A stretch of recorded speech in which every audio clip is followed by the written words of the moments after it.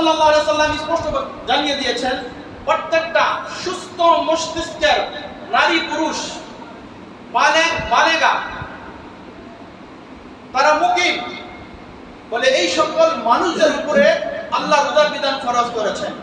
এখন আমরা আমাদের কলিজার টুকরা ছেলে মেয়ে তাদের প্রতি সহানুভূতি, তাদের প্রতি দরদ মায়া আমাদের একদম আবেগ অনেক বেশি।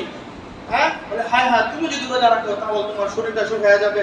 আরে মা তুমি সারাদিন কোচিং করো, এখানে যাও ওইখানে যাও, স্কুল করো কলেজ করো, কত তোমারই থাকে, এখন তোমাকে রোজা রাখতে হবে। বলছে না, সে যদি প্রাপ্ত বয়স্ক হয়ে যায়, শরীয়তের ঘণ্টিতে উপনীত হয়, আপনার কোনো এখতিয়ার, আপনার কোনো অধিকার নাই আপনার সন্তান, আপনার মেয়েকে, আপনার ছেলেকে রোজা থেকে আপনি তাদেরকে বিরত রাখবেন। হ্যাঁ, যদি আপনি রাখেন আল্লাহর কসম এর কাফারা এবং এর জবাব আল্লাহর কাছে আপনাকে দিতে হবে। এজন্য আমাদের অধীনস্থ যারা রয়েছে, আমাদের ছেলে আমাদের মেয়ে অথবা আমাদের অধীনস্থ যারা আমাদের দায়িত্বে রয়েছে, বলে তারা যদি শরীয়তের গণ্ডির মধ্যে যদি উপনীত হয়, তাহলে আমাদের দায়িত্ব এবং কর্তব্য হলো তাদেরকে রোজার জন্য আহ্বান করা, রোজা রাখানো আমাদের দায়িত্ব এবং কর্তব্য। সওম এই শব্দটি আরবি, এর অর্থ হলো বিরত থাকা, আর পরিভাষায় সওম বা সিয়াম বলা হয় সুবহে সাদিক থেকে নিয়ে নিয়ত সহকারে সূর্যাস্ত পর্যন্ত পানাহার এবং স্ত্রীর সম্ভোগ থেকে বিরত থাকা।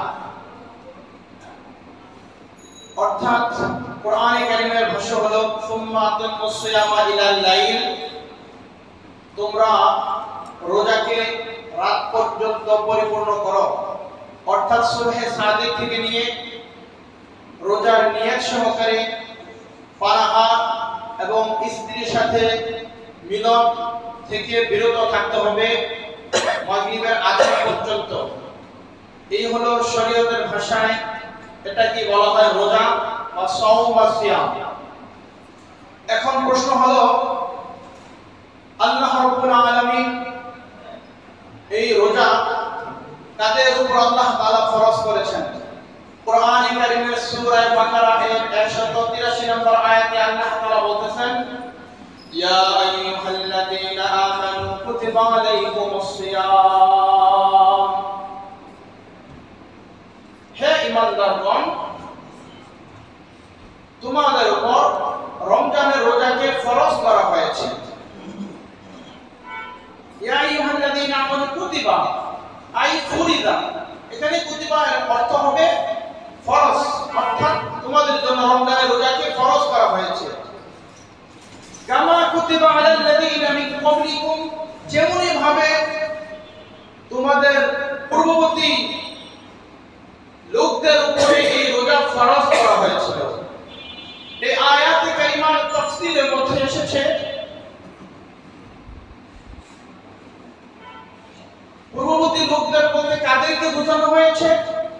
বলে সমস্ত নবী রাসূল এবং তাদের যে সকল উম্মত রয়েছে সকল উম্মতদেরকে সম্বোধন করে আল্লাহ তাআলা এই কথাই বলতেছেন, কামা কুতিবা আলাল্লাযীনা মিন ক্বাবলিকুম, ইতিপূর্বে যাদের উপর ফরজ করা হয়েছিল এই রোজা, ঠিক তেমনি ভাবে তোমাদের উপর এই রোজা ফরজ করা হয়েছে। এই মাহে রমাদানের রোজাটা আমাদের আদি পিতা সাইয়েদনা আদম আলাইহিস সালাম থেকে এই রমজানের ধারাবাহিকতা চলে আসছে। আদম আলাইহিস সালাম প্রতি মাসে 13, 14, 15 আইয়ামে 20 রোজা রেখেছেন। হযরত নূহ আলাইহিস সালাম ঈদুল ফিতর, ঈদুল আযহার দিন ছাড়া সর্বসময় রোজা রেখেছেন। হযরত ইব্রাহিম আলাইহিস সালাম, মূসা আলাইহিস সালাম, ঈসা আলাইহিস সালাম সহ বলে 1,24,000 পয়গম্বর আদম আলাইহিস সালাম থেকে শুরু করে হযরত ঈসা আলাইহিস সালাম পর্যন্ত 1 লক্ষ বা 2,24,000 পয়গম্বর যারা এসেছেন, বলে সমস্ত নবী রাসূল এবং তাদের উম্মতগণ এই রোজাকে, এই সিয়াম তারা পালন করেছেন। তাহলে দুনিয়ার মানুষ যাতে বিচলিত না হয়ে যায়, দুনিয়ার মানুষগুলো যেন মনকে না ঘাবড়ায়, সেজন্য আল্লাহ রাব্বুল আলামিন কোরআনে কারিমের ভাষায় বলতেছেন যে হে আমার বান্দাগণ, তোমাদের উপর এই রোজাকে আমি ফরজ করে দিয়েছি যেমনই ভাবে তোমাদের পূর্ববর্তী লোকদেরকে তাদের উপর ফরজ করা হয়েছিল। আল্লাহ তাআলা বলতেছে, বান্দা তোমাদের জন্য রোজার বিধানকে আমি আল্লাহ তাআলা আরো সহজ করে দেব। সুবহানাল্লাহ। আল্লাহ রাব্বুল আলামিন বলেন আইয়ামান মা'দুদাত, এই রমজানের রোজা নির্দিষ্ট কয়েকটি দিনের জন্য তোমাদের জন্য ফরজ করা হয়েছে। সুবহানাল্লাহ। আগের দিনের মানুষ কেউ 11 মাস, কেউ 10 মাস বলে অনেক লম্বা দীর্ঘ সময় তারা রোজা রাখতেন। আল্লাহ বলতেছেন আইয়ামান মা'দুদাত, নির্দিষ্ট কিছু সময়ের জন্য, নির্দিষ্ট কয়েকটি দিনের জন্য এই রোজার বিধানকে তোমাদের জন্য আমি আল্লাহ ফরজ করে দিয়েছি। সুবহানাল্লাহ। এরপর আল্লাহ তাআলা বলছে, বান্দা তোমাদের জন্য এই রোজার বিধানকে আমি আল্লাহ আরো ফরজ করে দিয়েছি। কিভাবে? ফামান কানা মিনকুম মারিদান আও আলা সাফারিন ফাইদ্দাতুম মিন আইয়ামিন উখর। আল্লাহ তাআলা বলতেছেন ফামান কানা মিনকুম মারিদান, তোমাদের মধ্যে যারা অসুস্থ হবে, কঠিন রোগে আক্রান্ত হবে, আও আলা সাফারিন, এবং যারা সফর অবস্থায় থাকবে। সফর মানে এখান থেকে যদি অল্প কিছুক্ষণ দূরে চলে যায় এটাকে সফর বলে না। সফর বলা হয় শরীয়তের ভাষায়, সফর হলো 48 মাইল যদি দূরে কি অতিক্রম করে তাহলে তাকে বলা হয় মুসাফির। এই মুসাফির অবস্থায় তার জন্য আল্লাহ রোজার বিধানকে সহজ করে দিয়েছেন। মুসাফির তুমি চাইলে এই রোজাগুলো পরে অন্য সময়ে তুমি রাখতে পারবে। তাহলে ফামান কানা মিনকুম মারিদান আও আলা সাফারিন, আল্লাহ বলতেছেন অসুস্থ রোগী, রোগে আক্রান্ত এবং মুসাফির, এই দুই ব্যক্তির জন্য আল্লাহ আরো সহজ করে দিলাম। রমজান ছাড়াও অন্য সময় সুস্থ হওয়ার সাথে সাথেই এই কাজাগুলো তোমরা আদায় করে নেবে। সুবহানাল্লাহ। এবং যখনই সুস্থ হবে বলে সুস্থ হওয়ার সাথে সাথে আদায় করে নেবে। মুসাফির যখন মুকিম হবে, মুকিম হওয়ার সাথে সাথেই এই রোজাগুলো পালন করতে হবে। কিন্তু রোজা বাদ দেওয়া যাবে না। রমজান মাসে রাখতে পারি না, অন্য মাসে মনে হয় রাখতে হবে না, বিষয়টা এমন নয়। রমজানে রোগের কারণে, অসুস্থতার কারণে রাখতে পারো নাই, অন্য সময় কি করতে হবে? রাখতেই হবে, এটা মাফ হবে না। এরপর আল্লাহ রাব্বুল আলামিন কোরআনে কারীমের অন্য আয়াতের মাধ্যমে আমাদেরকে এই রোজার বিধান আরো সহজ করে দিয়েছেন। আল্লাহ বলতেছেন ওয়ালাল্লাযীনা ইউতীকুনাহু ফিদিয়াতুন তুআমু মিসকিন। ওয়ালাল্লাযীনা ইউতীকুনাহু, তোমাদের মধ্যে যাদেরকে রোজা অতিশয় কষ্ট দেয়, অর্থাৎ তাদের জন্য রোজা রাখা অতি কষ্টকর হয়ে যায়। তাফসীরে কিতাবের মধ্যে লেখছে কাদের জন্য কষ্টকর? অতি বয়োবৃদ্ধ, মাজুর হওয়ার কারণে বয়স 120, 110 বলে এমন বয়সে উপনীত হয়েছে বলে এই ব্যক্তি এখন সে চাইলেও রোজা রাখতে পারতেছে না। বয়োবৃদ্ধ বলে বৃদ্ধ, তার বার্ধক্যের কারণে যদি রোজা রাখতে না পারে কষ্ট হয়। ওয়ালাল্লাযীনা ইউতীকুনাহু ফিদিয়াতুন তুআমু মিসকিন, তাহলে মিসকিনদেরকে তোমরা খাদ্য প্রদান করো। সুবহানাল্লাহ। এক একটা রোজার বিনিময়ে একজন মিসকিনকে 2 বেলা পেট ভর্তি করে, উদর পূর্ণ করে তাদেরকে খানা খাওয়াতে হবে। অথবা যদি আপনারা ফিতরার হিসাব করে এক একটা ফিতরার পরিমাণ হিসাব করে যদি আপনারা ফিদিয়া দেন তাহলে দেখা গেল 4500 টাকার মতো আসে। তাহলে সেই টাকাটা গরীব মিসকিন, এতিম অসহায় যারা রয়েছে বলে তাদের মাঝে এগুলো বন্টন করে দিতে পারবে। এই ফিদিয়া একজন ফিদিয়া একাধিক ব্যক্তিকে, অথবা একাধিক ফিদিয়া একজন ব্যক্তিকেও প্রদান করা যাবে। তাহলে কোরআনে কারীমের ভাষায় আমরা এই কথা স্পষ্ট আমাদের প্রমাণিত হয়ে গেল। আল্লাহ তাআলা প্রথম আমাদেরকে বলেছেন হে ঈমানদারগণ, তোমাদের জন্য রোজার বিধানকে ফরজ করেছি যেমনি ভাবে পূর্ববর্তী লোকদের উপর ফরজ করেছিলাম। এই আয়াতে কারিমার মধ্যে যখন ওয়ালাল্লাযীনা ইউতীকুনাহু ফিদিয়াতুন তুআমু মিসকিন, ফিদিয়ার প্রচলন শুরু হয়ে গেল, ওই সময় যারা ধনীরা ছিল, ধনীরা ওই সময় রোজা না রেখে গরিবদেরকে টাকা পয়সা দিয়ে দিত।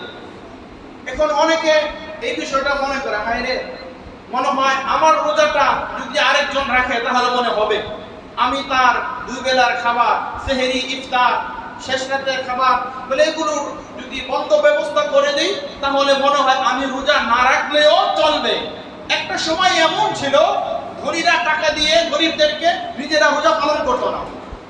এরপর আল্লাহ তাআলা কোরআনে কারীমের আয়াত নাযিল করে দিয়েছে, ফামান শাহিদা মিনকুমুশ শাহরা ফালইয়াসুম, তোমাদের মধ্যে যারাই মাহে রমজান পাবে তাদেরকেই রোজা রাখতে হবে। সুবহানাল্লাহ।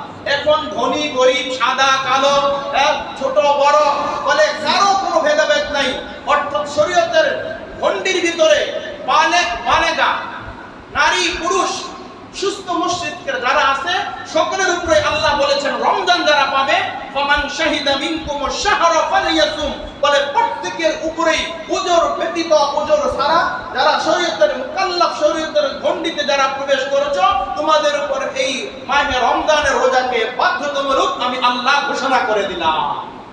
তাহলে এই আয়াতে কারিমার মাধ্যমে পূর্বের ধনীরা যে সকল টাকা পয়সার মাধ্যমে রোজা মানুষকে দিয়ে রাখাতো ওই কথা রহিত হয়ে গেছে, ওই বিধান বাতিল হয়ে গেছে। কিন্তু কোরআনে কারিমের বিধান এটা কিয়ামত পর্যন্ত আছে, থাকবে। কিন্তু ওই আয়াতের যে বিধান, এক আয়াতের বিধান আরেক আয়াতের মাধ্যমে আল্লাহ রহিত করেছেন, কিন্তু আয়াত রহিত হয় নাই, আয়াত আয়াতের জায়গায় ঠিকই থাকবে। কথা স্পষ্ট বুঝতেছেন তো?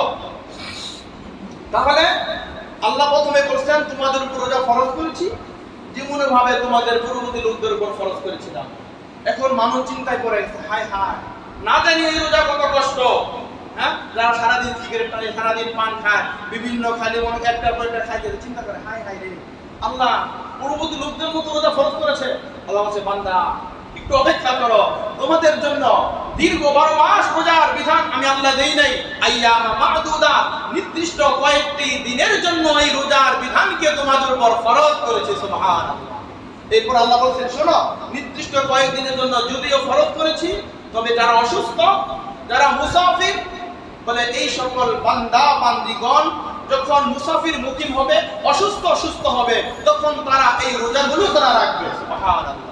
এরপরে আল্লাহ আরো সহজ করে দিয়েছেন যে আমার বান্দা বান্দির মধ্যে অনেকে এমন কঠিন বয়োবৃদ্ধ হয়ে গেছে, হ্যাঁ, বলে চিররোগে আক্রান্ত হয়ে গেছে, এই রোগ আর কখনো ভালো হওয়ার নয়, এই বৃদ্ধ আর কখনো যুবক হওয়ার নয়, বলে এই সকল বান্দাদের জন্য অপশন হলো তোমরা তোমাদের এই রোজা না রাখার কারণে তোমরা ফিদিয়া প্রদান করে দিবে। তবে হ্যাঁ, মনে রাখতে হবে এই চির রোগী যে জীবনভর অসুস্থ ছিল, সে যদিও কখনো সুস্থ হয় তবে এই রোজাগুলো আবার তাকে কাজা আদায় করতে হবে, ফিদিয়া দেওয়ার পরেও যদি সে সুস্থ হয়। এই বৃদ্ধ সে যদি আবার এক সময় এমন হয়, এখন 70-80 বছর হয়ে গেছে, রোজা রাখতে পারে না, কিন্তু একটা সময় এমন আসলো, এরপরে মোটামুটি আলহামদুলিল্লাহ অনেকে ক্যান্সারের রোগী দোয়া কান্না মুনাজাতের মাধ্যমে বলে বিভিন্ন আল্লাহ তাআলার কাছে দোয়া করতে করতে সুস্থ হয়ে গেছে। যে রোগী ভালো হওয়ার কথাই ছিল না, হ্যাঁ, রিভার্সিবল হয়ে গেছে, অসম্ভব ভালো হওয়ার কথা, আল্লাহ ভালো করে দিয়েছে, কিন্তু তার ফিদিয়া দেওয়া হয়েছে। সে যদি কখনো সুস্থ হয়, আল্লাহ বলে তখন তুমি কাজা রোজার মতো আবার তুমি আদায় করো। তাহলে কোরআন এবং হাদিসের মাধ্যমে এই কথাই প্রমাণিত হলো যে আল্লাহ আমাদের জন্য এই রোজাকে অনেক সহজ আল্লাহ করে দিয়েছেন। এবার আসেন মাসআলাগতভাবে যদি আমরা একটু দেখি, কোরআন এবং হাদিসের মাধ্যমে যে ব্যাখ্যা বিশ্লেষণ আমরা এতক্ষণ পর্যন্ত আলোচনা শুনেছি, তার মধ্যে এই কথাই প্রমাণিত হয়েছে যে যারা কঠিন রোগে আক্রান্ত তাদের জন্য আল্লাহ পরবর্তীতে রোজা রাখার জন্য বিধান করে দিয়েছেন, যারা মুসাফির করে রাখবে, এবং যারা গর্ভবতী যে গর্ভবতী মহিলা যদি এমন হয় আমি যদি এখন এই মুহূর্তে রোজা রাখি তাহলে আমার সন্তানের প্রাণ হানি হওয়ার আশঙ্কা রয়েছে। কথা ভালো করে বোঝার সকলে চেষ্টা করবেন। এরপরে যেই মা যেই বোন বাচ্চাকে দুধ পান করান, ওই বাচ্চাকে দুধ পান করানোর সময় যদি এমন মনে হয় আমি রোজা রাখলে আমার বাচ্চা একবারই প্রাণহানি হয়ে যাবে, একবারই আমার স্তনের দুধ সে পাবে না, তাহলে সন্তান ক্ষুধার যন্ত্রণায় কষ্ট করবে, কষ্ট হবে, এবং সে কোনো ভারী শক্ত খাবার, এখন আটা সুজি এই জাতীয় কোনো খাবারও খেতে পারে না। আল্লাহ বলেছে এই মায়ের জন্য এই রোজাকে আল্লাহ বলে পরবর্তীতে এই রোজাগুলো রাখবেন। ঠিক তেমনি ভাবে কঠিন কোন রোগে আক্রান্ত আপনি নিজে যদি বলেন যে আমি আসলে রোগে আক্রান্ত, নিজে নিজের ফতোয়া চলবে না। একজন ডক্টরের কাছে যেতে হবে, সে প্রেসক্রিপশন লিখবে, সে আপনাকে পরীক্ষা নিরীক্ষা করে আপনাকে দেখবে যে আসলেই আপনার ভিতরে এই রোগটা কি পরিমাণ আছে। এই পরিমাণ রোগের কারণে আপনি যদি উপবাস থাকেন, রোজা রাখেন, তাহলে আপনি আসলেই প্রাণহানি হবেন কিনা, ক্ষতিগ্রস্ত হবেন কিনা। যদি না হন, ডাক্তার নির্ণয় করে দিবে। নির্ণয় করে দেওয়ার পরে এরপরে মুহাদ্দিস যারা আলেম আছে, যারা মুফতি রয়েছে, এই মুফতি সাহেবদের কাছে আপনি ফতোয়া বোর্ডে ফতোয়া জিজ্ঞাসা করবেন যে ডক্টরের সার্টিফিকেট এই তার বর্ণনা, এই তার ফর্মুলা, এই তার কথা, এখন বলেন এই অবস্থায় আমি রোজা রাখবো কিনা। ডক্টরের কাজ ফতোয়া দেওয়া না, ডক্টরের কাজ হচ্ছে রোগ নির্ণয় করা। সে রোগ নির্ণয় করে দিবে, রোগ ধরে দিবে, কি তার সমস্যা সেটা সে বলে দিবে। কিন্তু ফতোয়া দিবে উলামায়ে কেরাম, ফতোয়া দিবে মুহাদ্দিস আলেম, ফতোয়া দিবে মুফতি সাহেব। তারা এই তার রোগ অনুযায়ী ফতোয়া দিবে আপনি রোজা রাখবেন কি রাখবেন না। নিজের কোনো কথা, নিজের মন গড়া কোনো কথা, নিজের পাকনামি, ডাক্তারের কথা, কারো কথাই আপনার চলবে না। রোগ নির্ণয়ের পরে আলেমের কাছে যাবেন, আলেম ওই রোগ অনুযায়ী যে ফতোয়া দিবে, আপনি ওই নিয়ম, ওই পন্থা, ওই পদ্ধতি আপনি ওই অনুযায়ী আপনি আমল করবেন। এই হলো মোট কথা। এখন আমাদের একটা বিষয় এমন হয়ে গেছে, আল্লাহ রাসূল সাল্লাল্লাহু আলাইহি সাল্লাম স্পষ্ট জানিয়ে দিয়েছেন, প্রত্যেকটা সুস্থ মস্তিষ্কের নারী পুরুষ বালেগা তারা মুকিম বলে এই সকল মানুষদের উপরে আল্লাহ রোজার বিধান ফরজ করেছেন। এখন আমরা আমাদের কলিজার টুকরা ছেলে মেয়ে, তাদের প্রতি সহানুভূতি, তাদের প্রতি দরদ মায়া, আমাদের একদম আবেগ অনেক বেশি। হ্যাঁ, বলে হায় হায়, তুমি যদি রোজা রাখো তাহলে তোমার শরীরটা সুখ হয়ে যাবে। আরে মা, তুমি সারাদিন কোচিং করো, এখানে যাও ওইখানে যাও, স্কুল করো, কলেজ করো, কত তোমারই থাকে, এখন তোমাকে রোজা রাখতে হবে। বলছে না, সে যদি প্রাপ্ত বয়স্ক হয়ে যায়, শরীয়তের ঘণ্টিতে উপনীত হয়, আপনার কোনো এখতিয়ার, আপনার কোনো অধিকার নাই আপনার সন্তান, আপনার মেয়েকে, আপনার ছেলেকে রোজা থেকে আপনি তাদেরকে বিরত রাখবেন। হ্যাঁ, যদি আপনি রাখেন, আল্লাহর কসম এর কাফারা এবং এর জবাব আল্লাহর কাছে আপনাকে দিতে হবে। এজন্য আমাদের অধীনস্থ যারা রয়েছে, আমাদের ছেলে, আমাদের মেয়ে, অথবা আমাদের অধীনস্থ যারা আমাদের দায়িত্বে রয়েছে, বলে তারা যদি শরীয়তের গণ্ডির মধ্যে যদি উপনীত হয়, তাহলে আমাদের দায়িত্ব এবং কর্তব্য হলো তাদেরকে রোজার জন্য আহ্বান করা, রোজা রাখানো আমাদের দায়িত্ব এবং কর্তব্য।